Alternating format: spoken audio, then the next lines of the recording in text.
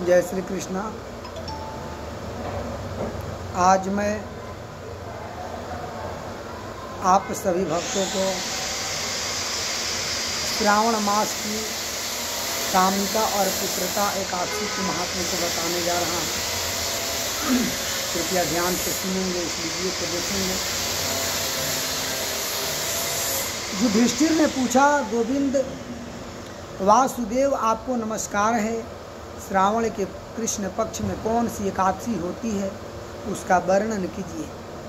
भगवान श्री कृष्ण बोले कि राजन सुनो, मैं तुम्हें एक पापनाशक उपाख्यान सुनाता हूँ, जिसे पूर्व काल में ब्रह्मा जी ने नारद जी के पूछने पर कहा था।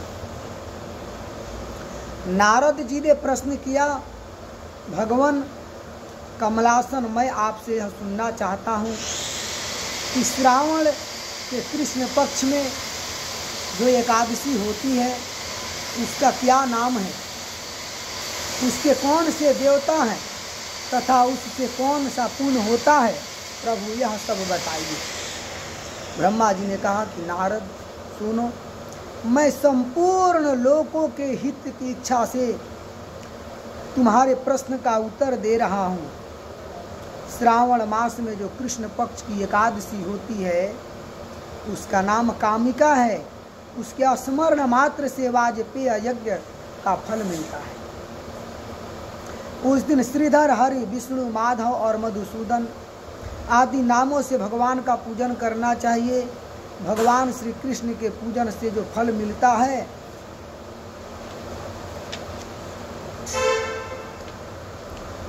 वह गंगा, काशी, नैमिषारण्य तथा पुष्कर क्षेत्र में भी सुलभ नहीं है। सिंह राशि के बृहस्पति होने पर तथा व्यतिपात और दंड योग में गोदावरी स्नान से जिस फल की प्राप्ति होती है, वही फल भगवान श्री कृष्ण के पूजन से भी मिलता है। जो समुद्र और वन सहित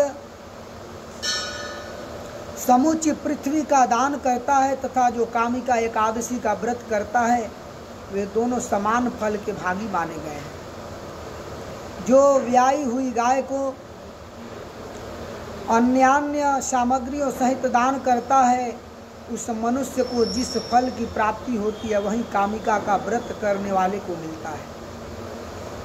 जो नर श्रेष्ठ श्रावण मास में भगवान श्रीधर का पूजा करता है, उसके द्वारा गंधर्वों और नागों सहित संपूर्ण देवताओं की पूजा हो जाती है।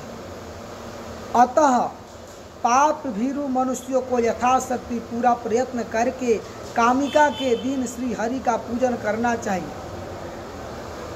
जो पाप रूपी पंख से भरे हुए संसार समुद्र में डूब रहे हैं, उनका उद्धार करने के लिए कामिका का व्रत सबसे उत्तम है। आध्यात्म विद्या पारायण पुरुषों को जिस फल की प्राप्ति होती है, उससे बहुत अधिक फल कामिका व्रत का सेवन करने वाले को मिलता है। कामिका का व्रत करने वाला मनुष्य रात्रि में जागरण करके न तो कभी भयंकर यमराज का दर्शन करता है और न कभी दुर्गति में ही पड़ता है। लाल, मणि, मोती, वैरदुर्ज और मूंगे आदि से पूजित होकर भी भगवान विष्णु वैसे संतुष्ट नहीं होते जैसे तुलसी दल से पूजित होने पर होते हैं।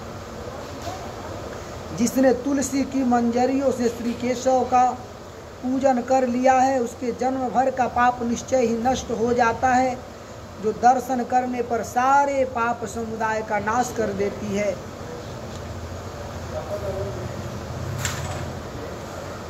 स्पर्श करने पर शरीर को पवित्र बनाती है, प्रणाम करने पर रोगों का निवारण करती है, जल से सिंचने पर यमराज को भी भय पहुंचाती है, आरोपित करने पर भगवान श्री कृष्ण के समीप ले जाती है और भगवान के चरणों में चढ़ाने पर मोक्ष रूपी फल प्रदान करती है। उस तुलसी देवी को नमस्कार है जो मनुष्य एकादशी को दिन रात दीपदान करता है। उसके पुण्य की संख्या चित्रगुप्त भी नहीं जानते। एकादशी के दिन भगवान श्री कृष्ण के सम्मुख जिसका दीपक जलता है, उसके पितर स्वर्ग लोक में स्थित होकर अमृत पान से तृप्त होते हैं। घी अथवा तिल के तेल से भगवान के सामने दीपक जलाकर मनुष्य देह त्याग के पश्चात करोड़ों दीपकों से पूजित हो स्वर्ग लोक में जाता है।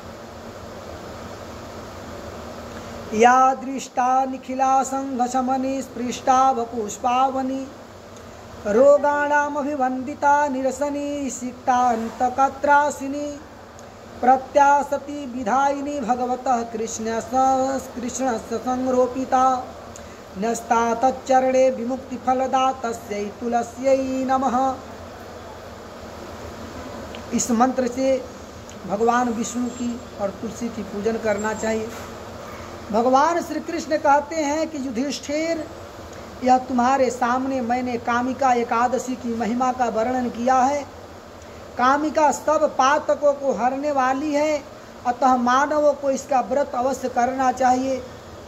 यह स्वर्ग लोक तथा महान पूर्ण फल प्रदान करने वाली है।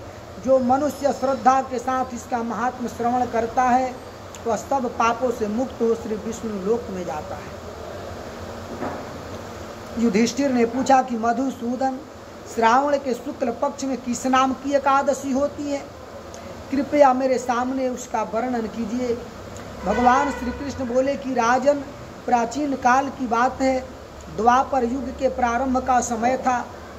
माहिष्मतीपुर में राजा महिजित अपने राज्य का पालन करते थे, किंतु उन्हें कोई पुत्र नहीं था, इसलिए वह राज्य उन्हें सुखदायक नहीं प्रतीत होता था।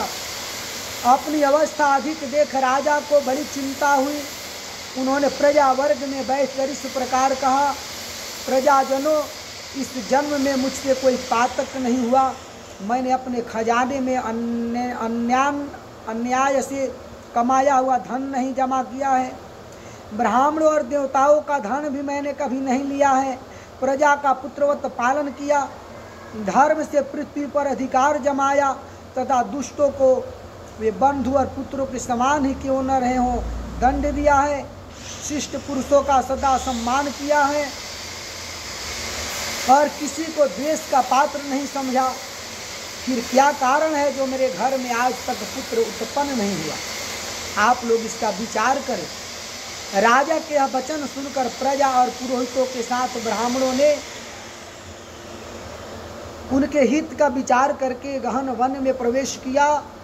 राजा का कल्याण चाहने वाले वे सभी लोग इधर उधर घूमकर ऋषि सेवित आश्रमों की तलाश करने लगे। इतने ही में उन्हें मुनिश्रेष्ठ लोमस का दर्शन हुआ। लोमस जी धर्म के तत्वज्ञ संपूर्ण शास्त्रों के विशिष्ट विद्वान, दीर्घायु और महात्मा है। उनका शरीर लोम से भरा हुआ है। वे ब्रह्मा जी के समान तेजस्वी हैं। एक एक कल्प बीतने पर उनके शरीर का एक एक लोम विशीर्ण होता, टूटकर गिरता है, इसलिए उनका नाम लोमस हुआ है। वे महामुनि तीनों कालों की बातें जानते हैं। उन्हें देखकर सब लोगों को बड़ा हर्ष हुआ। उन्हें निकट आया देख लोमस जी ने पूछा, तुम सब लोग किस लिए यहाँ आए हो? अपने आगमन का कारण बताओ। तुम लोगों के लिए जो हितकर कार्य होगा उसे मैं अवश्य करूँगा। प्रजाओं ने कहा, ब्राह्मण, इस समय महिजित नाम वाले जो राजा हैं उन्हें कोई पुत्र नहीं है। हम लोग उन्हीं की प्रजा हैं जिनका उन्होंने पुत्र की भांति पालन किया है। उन्हें पुत्रहीन देख उनके दुख से दुखित हो हम तपस्या करने का दृढ़ निश्चय करके यहाँ आए हैं। द्विजोतम राजा के भाग्य से इस समय हमें आपका दर्शन मिला। महापुरुषों के दर्शन से ही मनुष्यों के सब कार्य सिद्ध हो जाते हैं। मुने, अब हमें उस उपाय का उपदेश कीजिए जिससे राजा को पुत्र की प्राप्ति। उनकी बात सुनकर महर्षि लोमस 2 घड़ी तक ध्यान मग्न हो गए। तत्पश्चात राजा के प्राचीन जन्म का वृतांत जानकर उन्होंने कहा कि प्रजावृंद सुनो, राजा महिजित पूर्व जन्म में मनुष्यों को चूसने वाला धनहीन वैश्य था। वह वैश्य गांव गांव घूमकर व्यापार करता था। एक दिन जेठ के शुक्ल पक्ष में 10वीं तिथि को जब दोपहर का सूर्य तप रहा था, वह गांव की सीमा में एक जलाशय पर पहुंचा। पानी से भरी हुई बावली देखकर वैश्य ने वहाँ जल पीने का विचार किया। इतने ही में वहाँ बछड़े के साथ एक गौ भी आ पहुंची। वह प्यास से व्याकुल और ताप से पीड़ित थी, अतः बावली में जाकर जल पीने लगी। वैश्य ने पानी पीती हुई गाय को हाँक कर दूर हटा दिया और स्वयं पानी पिया। उसी पाप कर्म के कारण राजा इस समय पुत्रहीन हुए हैं। इसी जन्म के पुण्य से इन्हें अकंटक राज्य की प्राप्ति हुई है। प्रजाओं ने कहा कि मुने, पुराण में सुना जाता है कि प्रायश्चित रूप पुण्य से पाप नष्ट होता है, अतः पुण्य का उपदेश कीजिए जिससे उस पाप का नाश हो जाए। लोमस जी बोले कि प्रजाजनों, श्रावण मास के शुक्ल पक्ष में जो एकादशी होती है वह पुत्रदा के नाम से विख्यात है। वह मनोवांछित फल प्रदान करने वाली है। तुम लोग उसी का व्रत करो। यह सुनकर प्रजाओं ने मुनि को नमस्कार किया और नगर में आकर विधि पूर्वक पुत्रदा एकादशी के व्रत का अनुष्ठान किया। उन्होंने विधि पूर्वक जागरण भी किया और उसका निर्मल पुण्य राजा को दे दिया। तत्पश्चात रानी ने गर्भ धारण किया और प्रसव का समय आने पर बलवान पुत्र को जन्म दिया। इसका महात्म्य सुनकर मनुष्य पाप से मुक्त हो जाता है तथा इह लोक में सुख पाकर परलोक में स्वर्गीय गति को प्राप्त होता है। बोलिए श्री लक्ष्मी नारायण भगवान की जय। पुत्रदा एकादशी व्रत की जय। तुलसी माता की जय। जय जय श्री राधे।